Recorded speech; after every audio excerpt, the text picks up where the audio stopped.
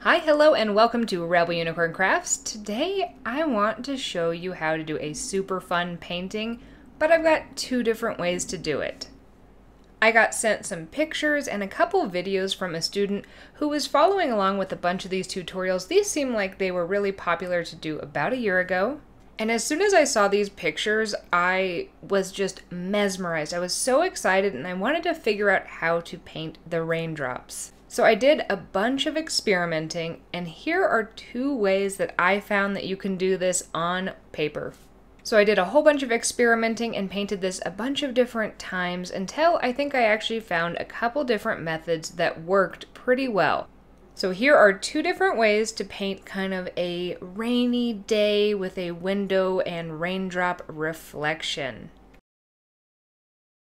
Let's start with the first method. These are going to differ from the start on both of these methods, but the first one we're not going to actually think about the raindrops at all. We're going to think about the kind of blurry, rainy day scene that you might glance at out a window and just get kind of the idea of an image.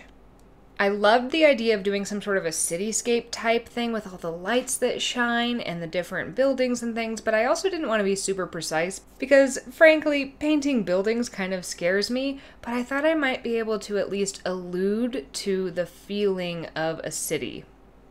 So in order to do this, we want to paint things super wet. You might even want to pre-wet your whole page, and then I'm going to coat the whole thing in a super heavy but not carefully placed. I'm just kind of going for it, but kind of a gray. I want the day to feel kind of gray, and in certain areas I might dip into a darker color and just plop that in a few areas because there's going to be some differences in our background depending on where we're looking in this cityscape. I find when I'm working wet on wet that I can actually add some of these lighter colors even on top of some of the darker ones, and if I do it in the right amount where it's still really wet, it will actually repel those darker ones away to the side so that I can actually kind of create some of these highlights without having to overthink this or be too careful. This is the really kind of fun and free-spirited part of this, and I just recommend working really wet on wet, and just kind of hinting to different things. I don't know why, but I felt compelled to try to put some sort of a stoplight in here. I do wish I had gone with some different light type themes, but it is what I was going for, so I put in some kind of traffic lights, the brakes, I just plopped in a few different reds, and then I did kind of hint to maybe a traffic light with the different red, yellow, and green colors in here. And I even did, once things started to dry a teeny tiny bit, I did actually go in and kind of make a few rectangles in this just to kind of be like, oh, hey, there's a building here. I built the layers up on this quite a bit, and things that were going to be a little closer, I just, know from experience when you look out on a rainy day, things that are way far away are not super clear, but things that are more closer to the window might actually show up. So I did further define some of those streets, and I even kind of gave some supports to what I'm imagining might be kind of a bridge that you're overlooking. We're going to be painting over a ton of this picture that's underneath here, so try not to overthink it too much and just finish when you're happy, let it dry completely before you move on to the next step. For the next step, you're going to want your background to be completely dry, so go ahead and let that dry or hit it with a hairdryer so that it's nice and dry. Then you're going to want to take a nice light pencil, and using a light touch, you want to kind of sketch in some shapes of these little raindrops that are on. A lot of these are going to be kind of egg-shaped, but the other way around. But there's a lot of really interesting shapes that raindrops can be on the window. So I recommend Googling a few pictures of raindrops on glass, because you'll get some ideas for some different shapes, and varying your shapes a little bit is going to be really helpful for creating a visually interesting image. I like working in batches of things, so I drew on a few of these knowing that this wasn't going to be all the raindrops I was going to do, so that I just had a few to work on, and then I could go back and draw more as I wanted to. I went and I wet the insides of those shapes that I had drawn, and then I took a nice gray, light gray color, and I concentrated that on the very top of the raindrop, as well as on the bottom of the raindrop. It's also going to be important to kind of observe what's happening in your painting, because you're going to also want to reflect a few of those colors in that raindrop of what's happening kind of near there in order to really capture the essence of that raindrop. So while it's still wet when you've wet it, you want to kind of play with the wet and dry areas and add a little bit more definition to those darker tops, because we really want to create those shadows from where the light is kind of reflecting through the center and then dissipating towards the outside, so you're getting a bit of shadowing in there. And you're doing all of that while it is wet or damp, then you actually want to wait till it pretty much dries completely to create an outline using the very thin tip of a round brush with a really saturated dark color. Don't necessarily connect all of these outlines together, because it's going to give you more of that reflective quality of the raindrop. And at first this is going to look a little bit goofy, but as you build more and more of these into your painting, it's going to really come together and really give the illusion of these raindrops. If you don't want to have to work in as many layers as I did on my first ones, here's another way to do this. You outline it with a pencil, then you're going to take your dark color and concentrate that towards the top of the drop. Then you're going to dip in to some water and on a fresh clean brush to slightly smudge this in so it starts to run a little bit into that drop shape. You're going to take the outline all the way down to the bottom and making the bottom part really light and not making it totally connect there. When it's starting to dry a little bit, because you don't want this to run into the black, you want to add in any of those colors that are kind of reflected somewhere around there, or any elements like that red or the lines that would also be reflected from within this cityscape. You want to kind of reflect some of those elements throughout. Go ahead and repeat this until you like the concentration of the water droplets on your window. If you want to, or if maybe your background was so dark that it made it a little bit too dark to be really reflective, you can take a white gouache pen and add in some little highlights in there that will really make these pop. And that's the first method for making this kind of rainy day raindrop watercolor scene here. As I mentioned previously, method 2 is going to start completely different to the first one.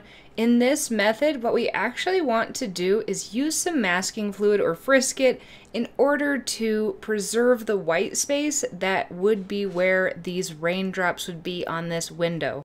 This is a slightly more time-intensive method because you have to add the Frisket or masking fluid and let it dry to paint your background and then remove it, but it does make these raindrops a little more luminous, and you have a lot more control over color placement and how much light or darkness are in these raindrops. So, kind of similar to what we did with the pencil, we're just going to define these raindrop shapes. Remember that raindrop shapes are a lot different.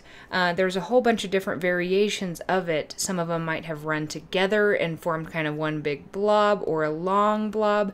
Again, this is a great time to Google some reference images so that you have an idea of what those shapes can even be. Go ahead and put all of those raindrops in that you want. This one is different than the other one where we could continue to add more and more until we like the concentration. You do have to get all your raindrop numbers and shapes in their places for this to actually work. You can't go back and add more once we've painted the background, but go ahead and put all the ones you want in.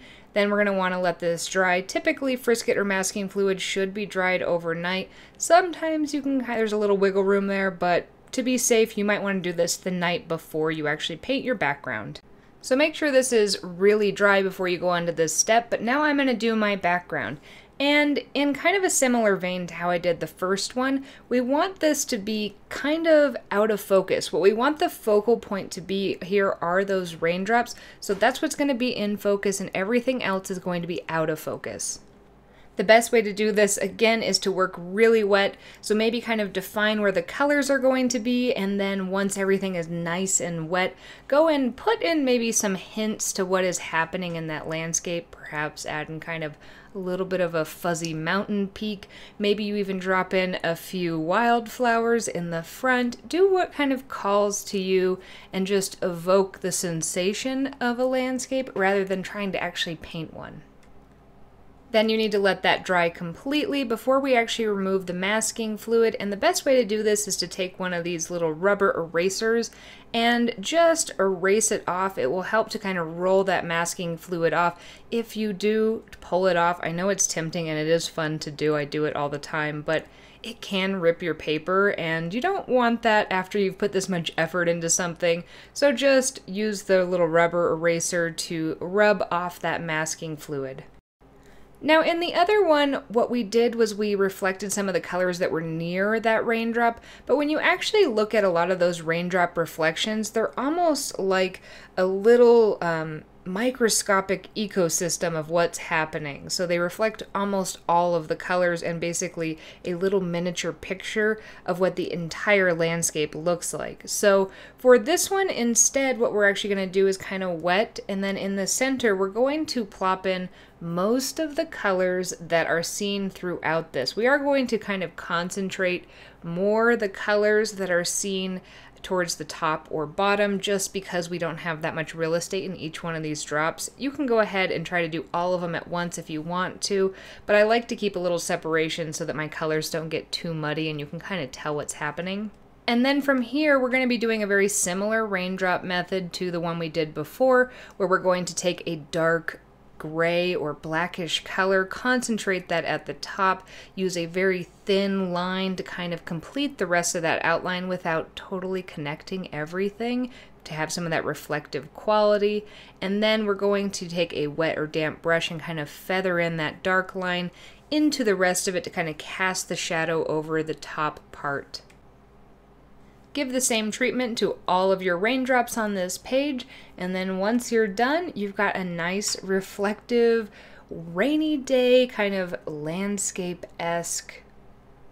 I don't know, this looks like a really nice serene day to be up in the mountains where maybe there's a summer shower but there's this wildflower field in front of you. You can kind of make up whatever scenario you want to inspire this. Let me know if you try this and how it goes for you. I'd love to see any pictures that you take of it, and you can send those to me on Instagram. I hope that you have fun creating this. I had so much fun figuring this out, and I'm excited to figure out the next thing. If you want to see more testing videos where I test out different variables for fluid painting, want to see any watercolor tutorials, or some other art supply testing, subscribe to my channel. Or if you just want to see some of the art that I create, it's really varied. You can follow me either at Lacey Walker Art or at Rebel Unicorn Crafts on Instagram, or Rebel Unicorn Crafts on TikTok, where I make some funny videos as well as some tool talk videos. And I hope that you have a magically creative day.